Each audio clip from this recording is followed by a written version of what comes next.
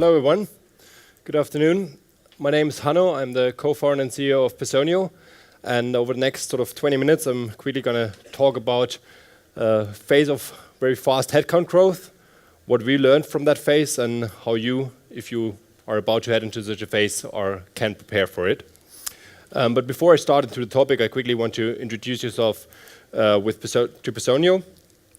So Personio is we're building the HR operating system for small medium enterprises, which means that we cover all processes along the employee value chain, from recruiting with an applicant tracking system and job postings, to managing with all the processes which you need to manage your employees, to developing them with feedback and performance.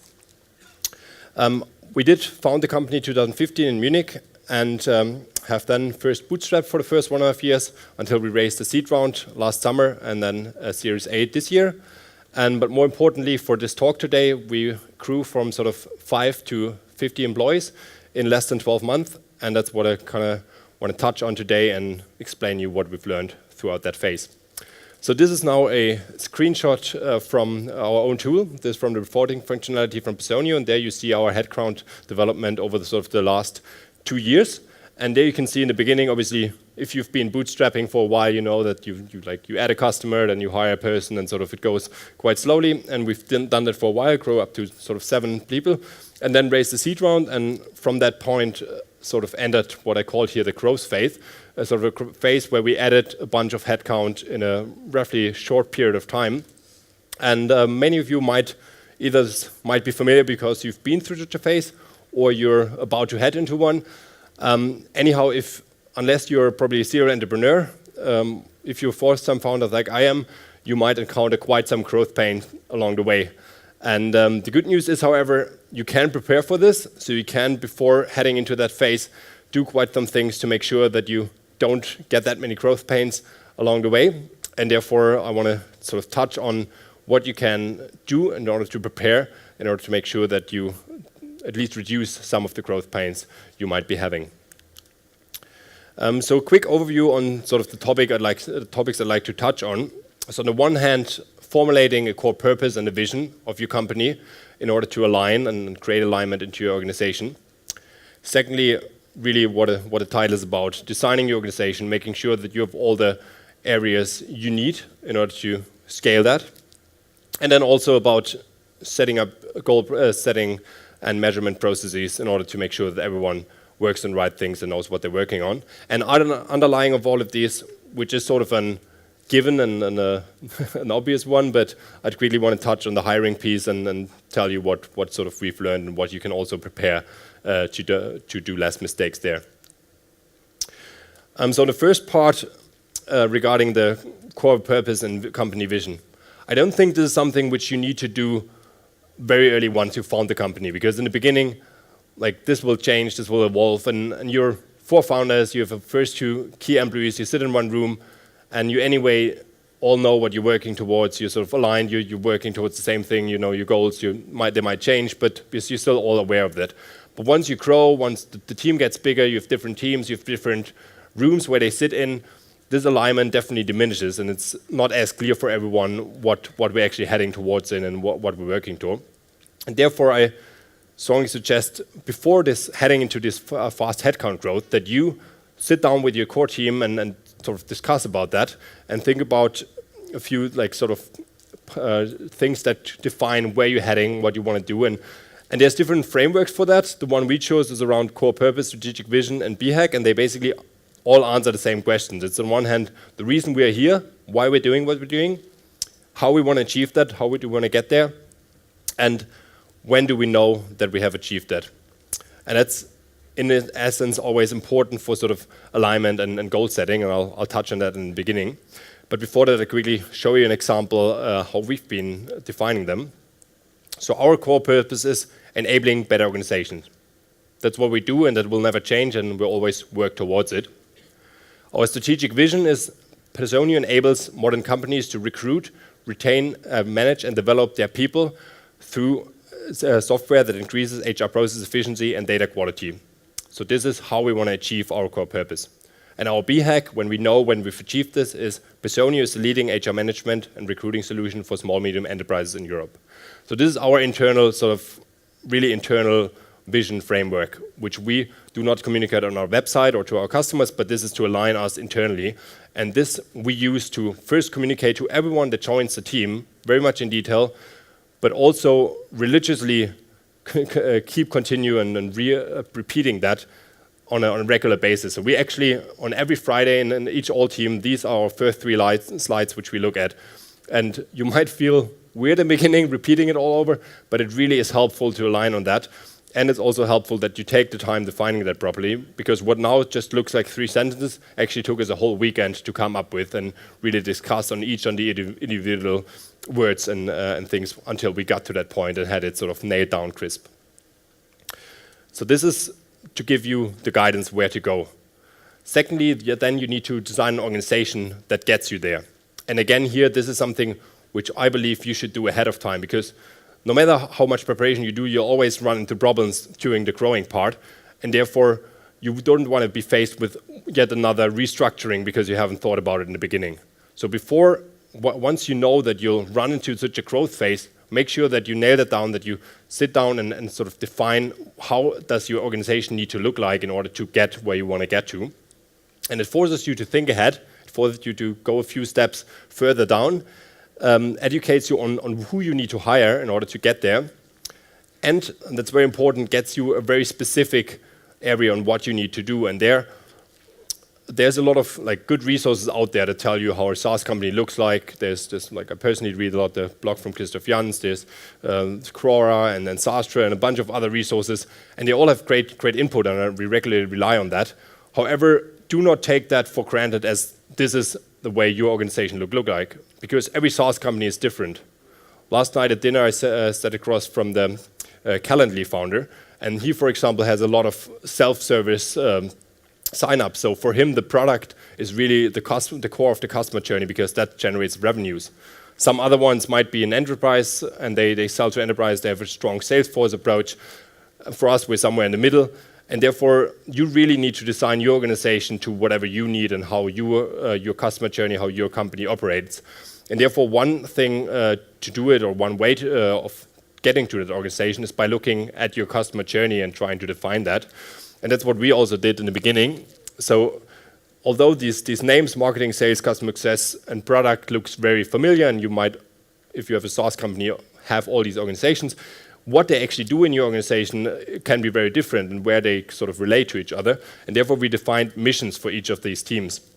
So for our marketing team, the mission is generate inbound leads, sales converts them into customers, customer success maximizes the customer value, and our product and engineering team then develops the HR operating system to fuel all of this thing up front. And if you add up all these missions, and that includes the supportive function, you should have a holistic view of your whole organization. So adding up all these missions in total should give you what you need to achieve your core vision. And that's a very powerful exercise of making sure that you have everything, but also once then later on you get into initiatives and you want to start things, you know which area is responsible for it. Because if you just randomly start assigning things and you don't know who's responsible for what, then it's much harder for you to also define and assign certain things that come up as you grow. So getting that right and making sure that you have that ready, and also communicating that everyone who works in a certain team knows this is our mission, this is how we work to, will then again help for the goal setting part, which we'll touch on in 1 second. So now you've sort of defined where you want to go, you've nailed your organization, you know how it's going to look like, but you still want to have those people work on the right things, right? And once, like in the beginning, where you as a founder or in your core team do everything yourself, you have a big lever on what's being done. But once the organization grows and there's 50, 100, 200 people working, your impact reduces, and you have basically 2 big levers. One is hiring, getting the right people into the organization, and secondly is goal setting, making sure they work on the right things. And there's different ways on how you can structure your goal setting. We personally work with OKRs. Who in this room is familiar with OKRs? Quite common, right? So for those you haven't, it's a goal setting and management framework started by Intel done by Google, made sexy by a bunch of other technology companies. But what it definitely really helps you with is connecting your strategic vision, which we defined before, with sort of the daily tasks and responsibilities. It helps you create transparency among the organization, so you know what everyone's working on. And it helps individual employees to prioritize their tasks, because as you know, in a startup, you always will have way too many things to do and way too many things to prioritize, and you never know what should you start with. But if you have clear goals set, then they can look at them and prioritize against them. Two things, no matter what sort of goal-setting framework you choose to work with, two things are really important. One is ownership, the other one is autonomy. And the first thing you'll get through bottom-up goal setting. So if you have hired the right people into your organization, if you have really good people in the individual teams, then they'll most probably, if they also have a mission to work towards, which we discussed before, they will know how to best achieve that mission in the next quarter anyway.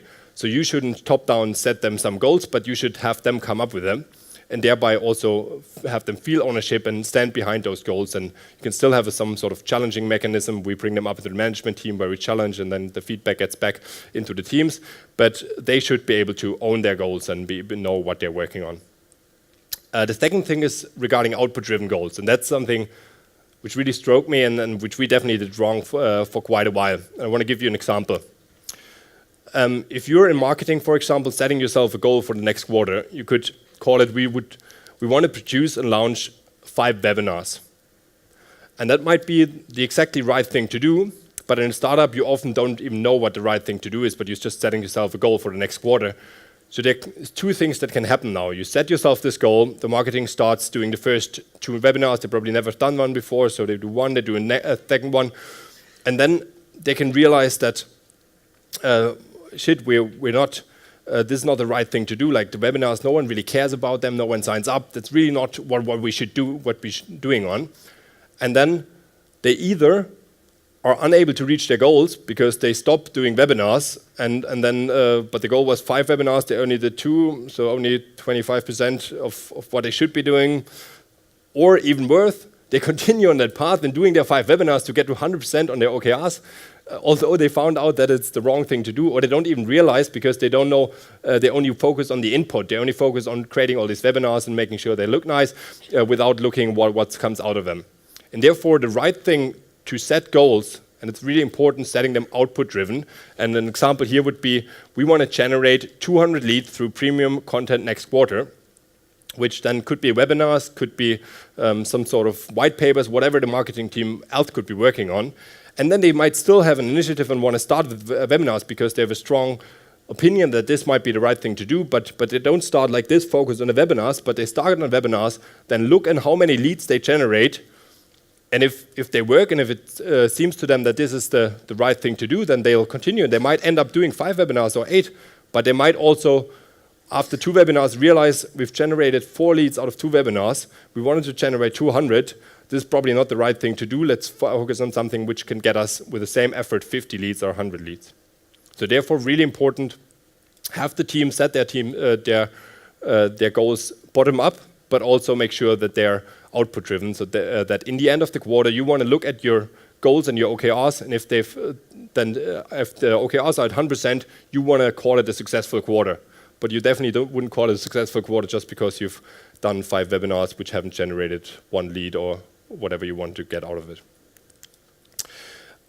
Now I've sort of for a couple of times focused or touched on the hiring part, on getting the right people into your organization. And there I also want to share a few learnings and things which you can prepare in order to get that right and get that ready. So one thing is prepare before you know that you're going to hire a bunch of people over the next month or year, get a standardized recruiting process. Make sure that they all have to go through the same things, so you know what is it, when do you see a good employee. Plus, you should definitely, within the standardized process, avoid the urgency bias, because the head of sales, who really needs this one other account executive in his team, who might have 2 candidates, of which one is shit and one is so-so, he might hire the so-so candidate just because he really needs one, which you don't want to have, right? So you need to make sure that your standardized hiring process excludes these kind of things, and I'll share an example in a second.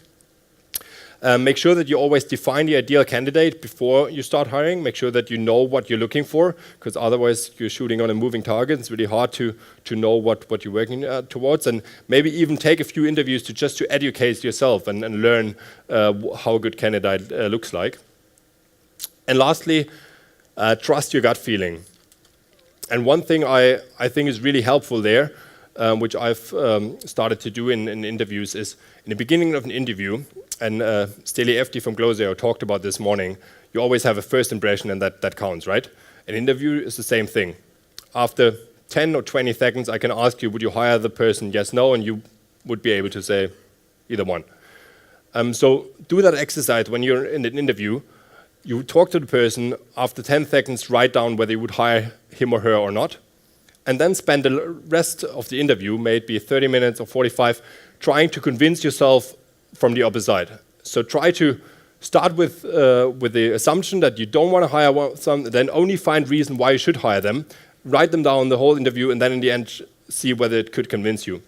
And most of the time, for me personally, it turns out that you've been right in the first place, so this first gut feeling is quite good, but sometimes you also were just, I don't know, by initial comment of the person, you just thought, it doesn't fit, but then over time you found actually out that it's the right person.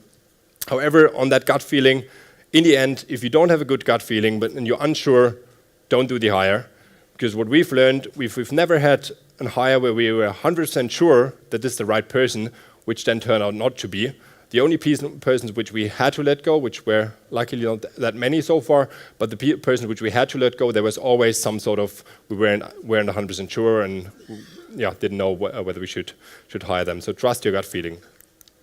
So on the hiring process, just a quick example on how we do it, and there's not best in class, you should exactly do it like that, but just to give you an example on how to structure it to make sure that you know and everyone goes through the same phases. So we have 5 phases. One is the phone interview by our HR team, which obviously is gets a briefing by the hiring manager of what we're looking for. Then the team lead interview, and this is where, for example, the head of sales comes in to check and find the right candidates. But then we also have a peer interview, a value interview, and a founder interview. And all these interview steps have a veto right. So each step can say, no, I don't want to have that person. That's really important, because otherwise you include your peers and they say, the guy is a dick, I don't want to work with him, and then you still hire him, and then they're not going to show up even to the next interview. So make sure that everyone is involved and asked afterwards. And if you do need software to have a structure of a hiring process, we happen to offer something like that. So feel free to approach me. But regardless how you do it, make sure you have a structured process, and make sure that each step of the process knows what they are for, and that they can veto if they don't like it. So quickly summing up what we've talked about, I would recommend you, before you head into such a phase of high growth, if you've raised your seed round or Series A or wherever it is, where you know, okay, the next 6 months, 12 months, we really have to double, triple, quadruple, or in our case, tenfold your headcount. Make sure you know what you guys are working on, which you can communicate to everyone that joins the company, so they're all aligned. Make sure that you design an organization that can work towards that, which is not the final state, and you'll adapt it and things will change, but this is your best case at a time, which you'll hire towards. And make sure that you set up some sort of goal-setting mechanism that people know what they should be working on, that you really know that the people in your organization work on the right things. And lastly, as said, hire the right people, spend a lot of time on that, do not compromise, and trust your gut feeling. Thank you very much.